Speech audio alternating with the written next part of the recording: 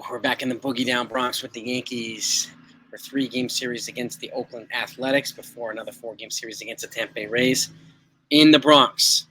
Okay, before I got a lineup, which I have, the Yankees night against the A's, I'll go over a list of the most likely, it looks like the most likely early trade candidates for the Major League Baseball trade deadline.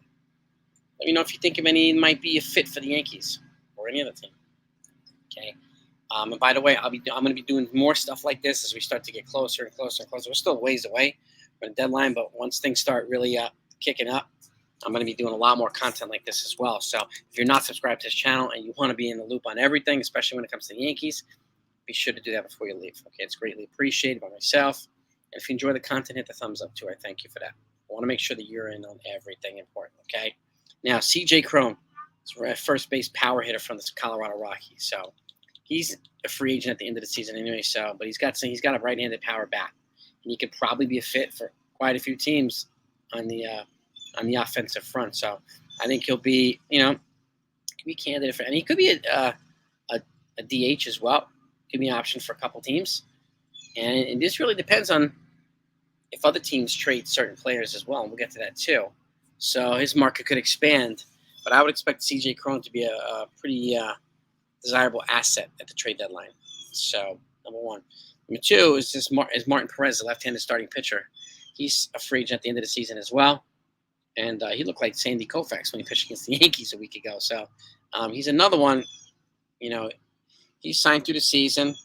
He's also known for relatively solid durability. So I think him being a solid option for the Yankees, if not at the trade deadline, then at free agency as well. I think that I'm of the opinion that the Yankees would be wise to sign 2 starters.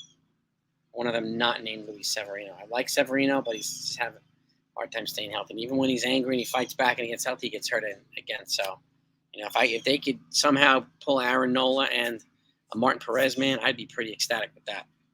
But we'll see what they do. Next up is Lucas Giolito's another one. The White Sox might tear this whole thing down. And if they do, you could see Giolito on. You could see Tim Anderson possibly being moved. Even potentially Dylan. If they're going to do a full teardown, don't be surprised if they move Dylan Cease as well. And even Aaron Bummer. Or Garrett Crochet. They have some pretty serious pieces that they could move.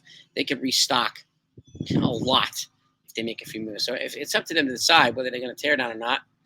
And I could see them. They're probably the only team that I could see tearing it down and really restocking. So, and again, he's another one who's known for throwing pretty decent amount of innings. He had an injury issue several years ago, but he's been pretty solid ever since then. He's been one of their better pitchers behind Dylan Cease. So he's also 28 years old. He's a free agent at the end of the season, so somebody will pick him up.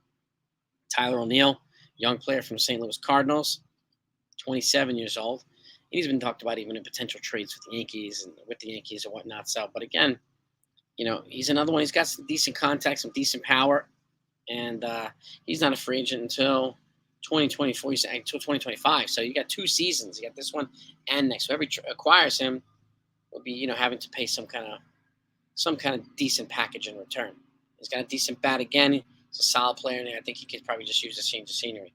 And the next guy with the same 2 years of control is Gleyber Torres.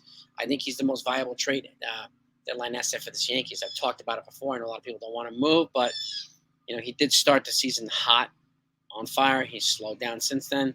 He shows glimpses of heat and glimpses of cooling down. It's very streaky, but he's a talented player still. He's only 26, got 2 years of control. And if the Yankees decide they want to go for a pitcher, this guy could probably get him a pretty controllable starting pitcher or a high-end reliever as well. They want to go for somebody like a Josh Hader if somehow he becomes available, if the Padres either know they're not going to re-sign him or they know they're nowhere near contention.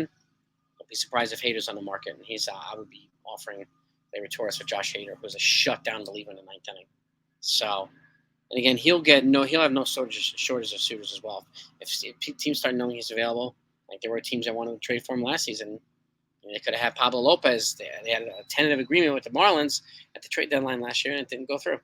So he'll be another popular option. And lastly, second lastly, Ahmed Rosario, shortstop from the Cleveland Guardians. Another one. He's 27 years old. So he's pretty young. He signed through the end of the season. And there's another guy, pretty solid contact. He's got some speed, some solid defense. He's one of the guys that the Mets gave up for Francisco Lindor. So, and it's another one I think would have no shortage of shooters as well. You have teams, and even if the Brewers decide they want to move on from Willie Adames, right? This guy would be a good fit for Milwaukee. So I could see him at Rosario being an attractive option at the deadline. And I would be going over these guys and updating this list as we start getting closer, as we start hearing more deadline targets and so on. And moving on, the next guy is Javi Baez. I mean, he's only a year into his putrid 160-year, I think, a 6-year, $140 million contract. Okay, and looks like the Tigers already want to get rid of him. He's young. Was he 20? Oh, now he's 30. Excuse me, but he hasn't been the player that they signed him for. I mean, he had 17 home runs last year, 9 stolen bases. He had 238. Terrible slugging, terrible on base, 278 on base percentage. He's not as defensively astute as he was before. He signed through 27, but he has an opt out after this season. I highly doubt he's going to opt out because I think he knows, and I think everybody else knows, he's not going to get more money if he opts out and forks up all that money. So I think he's going to wind up staying with the Tigers, meaning I think they're going to want to try and trade him at some point, which makes him, they're going to have to eat a chunk of money, obviously, but I'll be surprised he could be moved as well for a change of scenery.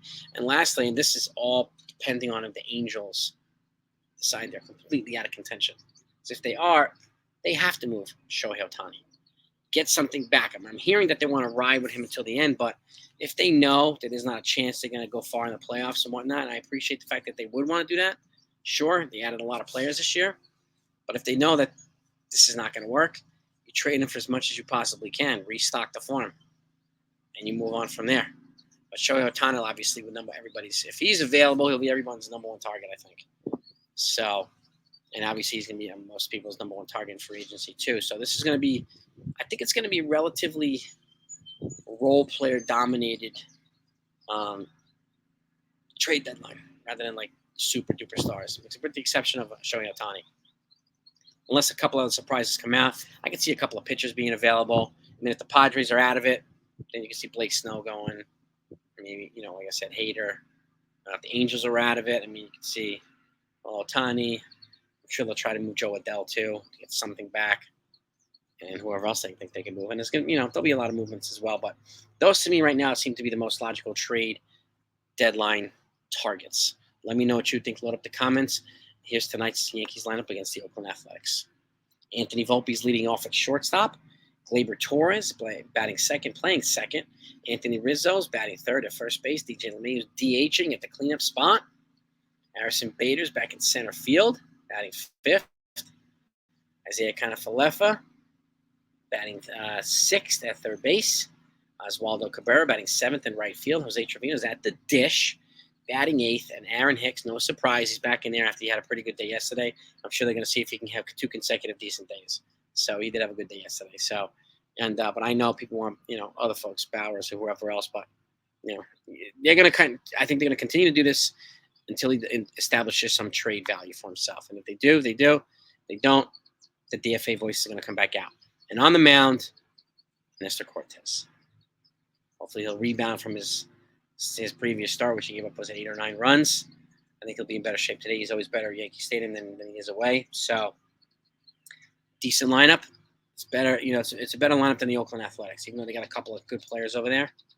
And they're going to be facing J.P. Sears. He's 0-2 with like a 5.20 ERA, so, he hasn't been doing too hot for the A's after the Yankees traded him. Now there's Ken Waldichuk, so, it's not like they forked up first-round draft picks, and it looks like so lopsided.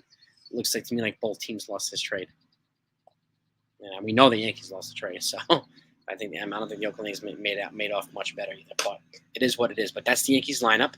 Okay, let me know what you think. Let me know what you think of the trade deadline candidates. Am I missing anybody? I'm sure that list is going to get bigger. We'll continue to talk about it. Hopefully, we'll be celebrating a win tonight in the postgame show. Talk to you later.